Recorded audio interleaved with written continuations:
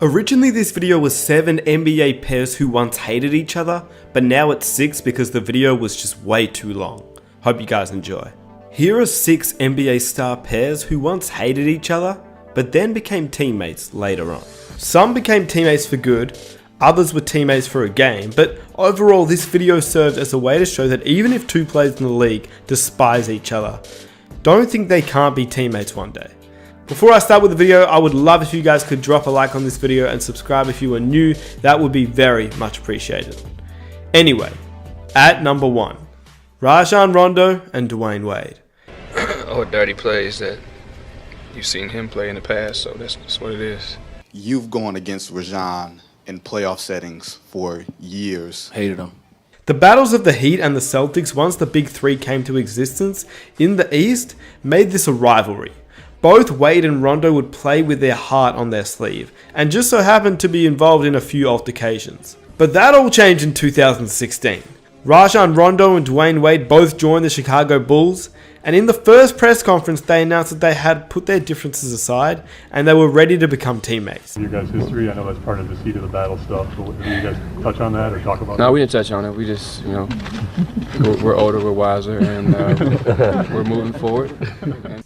Clearly they did, as they were able to play together, well, for a bit, before they once again had their differences and parted ways. During the 2016 season, Wade publicly traded verbal jabs with Rondo during a turbulent January stretch. Following a fourth quarter meltdown against the Atlanta Hawks, Wade cast the blame on every Bulls player not named Jimmy Butler. He said, and I quote, "I don't know if they care enough. I can look at Jimmy and say Jimmy is doing his job. Jimmy can look at me and say Dwayne's doing his job. I don't know if we can keep going down the line and be able to say that." Rondo responded with a post on Instagram slamming Wade and Butler for complaining to the media rather than settling things behind closed doors, which is fair enough. He said, and I quote, "My vets would never go to the media," he wrote. "They would come to the team. My vets didn't pick and choose when they wanted to bring it. They brought it every time they stepped in the gym, whether it was in practice or a game. They didn't take days off."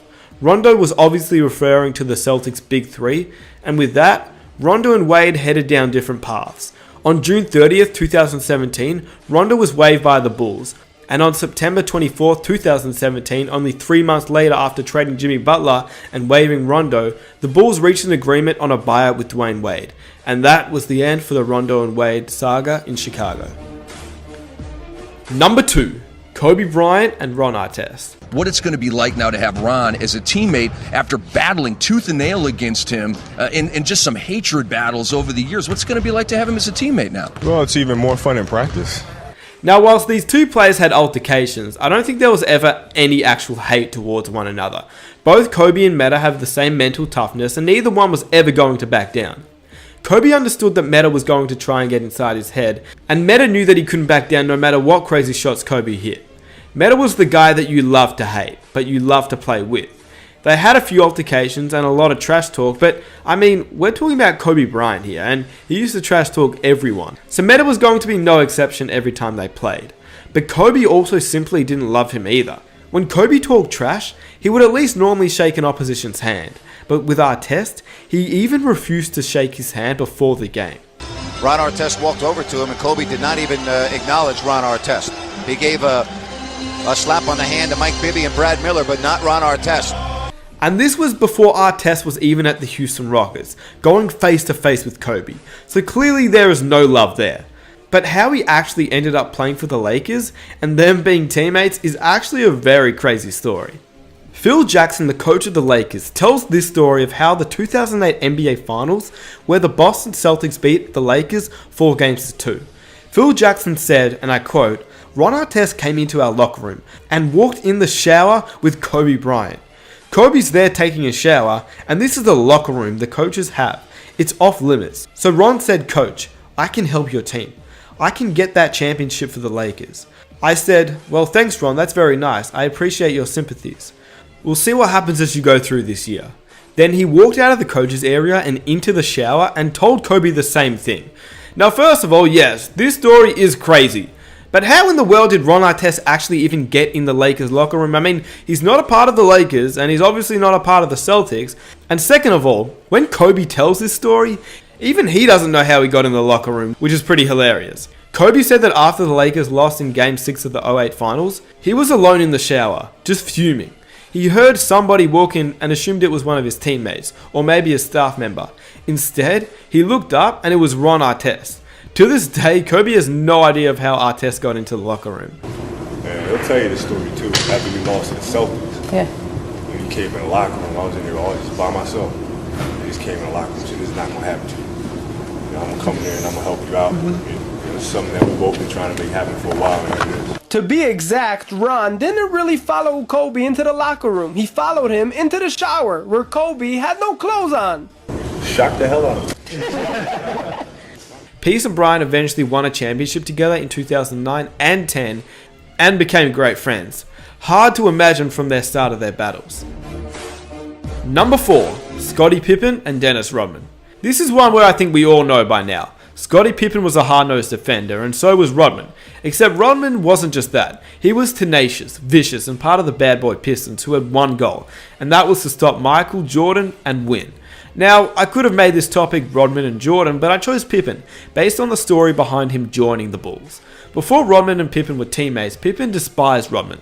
Yeah, Jordan didn't like him either, but he was mostly against Isaiah Thomas and Bill Laimbeer, who were the leaders of the Jordan Rules and the Bad Boy Pistons. Pippen's feud was with Dennis. According to Dennis Rodman, prior to joining the Chicago Bulls ahead of the 95-96 campaign, Phil Jackson asked him to apologize to Scottie as a personal favor. I'm over to Jerry Cross's house. Phil Jackson was there, Michael was there, Scottie was there. Phil Jackson got to the point, he said, "Dennis, the first thing I want you to do is go over and apologize to Scottie Pippen." I'm like, "What?"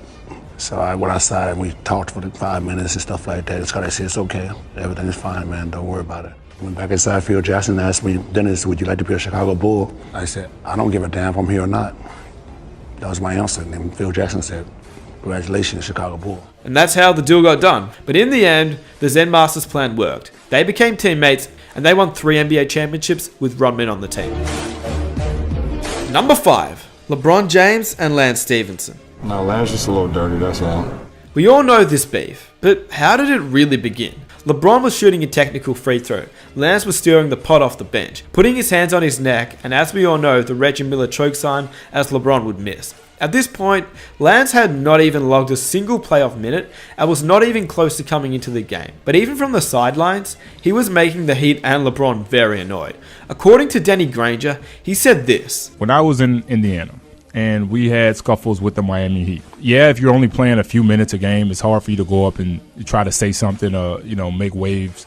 But you can. Juwan Howard, Udonis Haslem, Chris Anderson, none of them playing in hardly any minutes in the playoff series, came to our locker room looking for Lance Stevenson. That's a big no-no, right? It's a huge no-no. Yeah. Well, this was on an off day. Right. I got involved and words were exchanged and whatnot, but it kind of we stopped it and all. But the point I'm making with the story is the fact that was the leaders on their team.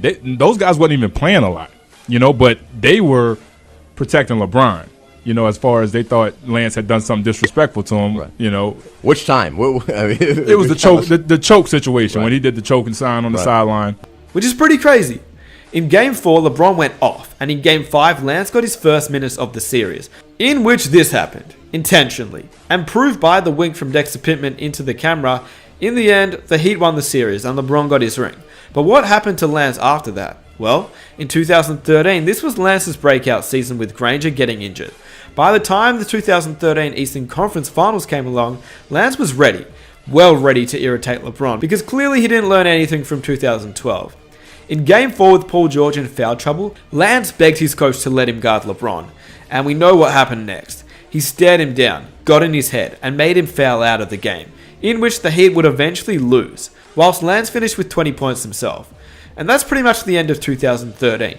The Heat went on to win the series and back-to-back championships, but 2014 was the big one. Lance and the Pacers have both stepped up, and they were better than the year before. In fact, the Pacers had a better record than the Heat, and the rivalry was even bigger. Game 1 went to Indiana, Game 2 went to the Heat, but all people talked about was Lance flopping every time LeBron James touched him. Game 3 had LeBron finally show some irritation towards Lance. By Game 5, the Pacers against the wall, Lance turned into Psycho Lance. He joined the Heat huddle, and the famous blowing in the ear incident, which Larry Bird, who was the president of the Pacers, had had enough. He spoke to Lance after the game. Although his antics were crazy, did they work? Well, LeBron went for a career playoff low of 7 points, so maybe Lance was onto something here, as Indiana won. So in Game 6, Lance did what he said he'd do and tone it down a bit. But he still had some incidents. He managed to teabag LeBron underneath the basket, he returned the favor and touched LeBron's face, which he didn't like at all. Anyway, the Heat went on to win the series and Lance paid his respect to LeBron via Instagram. So, was that the end? Well, not quite. After LeBron joined the Cavaliers for the second time, and Lance bounced around to 5 different teams before reuniting with the Pacers, this beef was back. On November 1st, 2017, Lance slapped LeBron in his sausage and beans area. And then a few months later, Lance got in LeBron's head, which made him shove Lance and call his play dirty after the game. No, Lance just a little dirty, that's all. Later that year, Lance and LeBron once again battled in the playoffs. Lance hit him again, and the Cavs lost the game. Bron responded with 46 points the next game, and by Game 4, it was the same old battle. The hits, the bumps, the trash talk, and caused LeBron another tech foul, and he responded with a buzzer beater and 44 points in Game 5. The Cavs ultimately won the series, and that's pretty much it. Hard to imagine though that these two players became teammates, but hey, LeBron James left to join the Lakers and Lance followed him.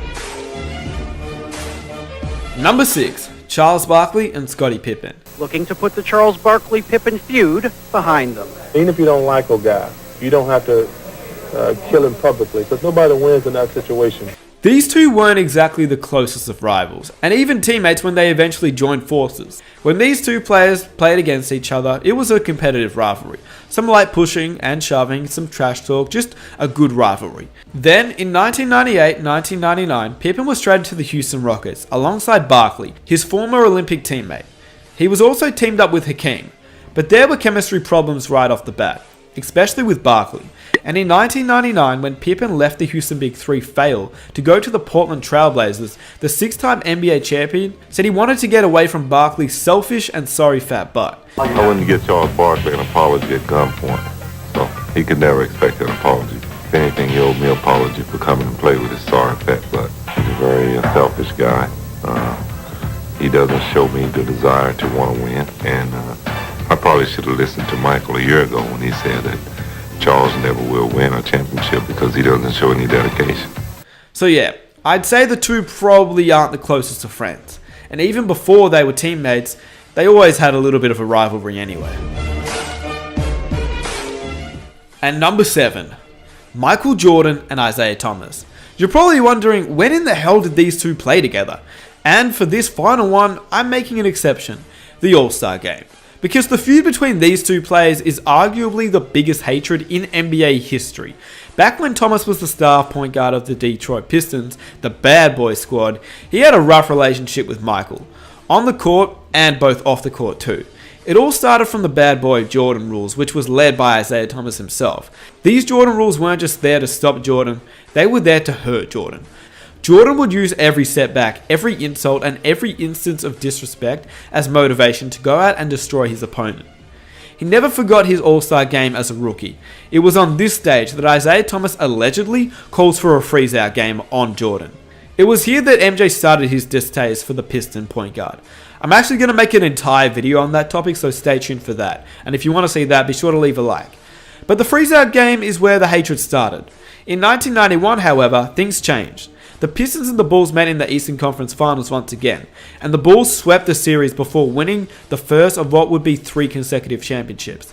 The Pistons refused to shake the Bulls' hands, which was led by, once again, Isaiah Thomas. 4 months later though, the greatest team that was ever assembled in the 1992 Dream Team was being selected, and in the book, When the Game Was Ours, Magic Johnson relates that he, Jordan, and other players conspired to keep Isaiah off the Dream Team, and so when the Dream Team was being put together, Jordan said he would only play if Isaiah was not on the team.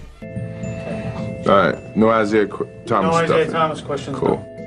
The feud is basically over now as they're both retired, apart from the fact that Isaiah chooses not to acknowledge Jordan and at points has disrespected him on live television. The fact that these two players could have such a seeming hate for one another, both on the court and off the court, is pretty outstanding. That is why when Jordan and Isaiah played on the same team every All-Star game, it could not have been weirder. each and every year, seeing them as teammates from 1985 to 1993 simply because this was a personal beef, not on the court beef.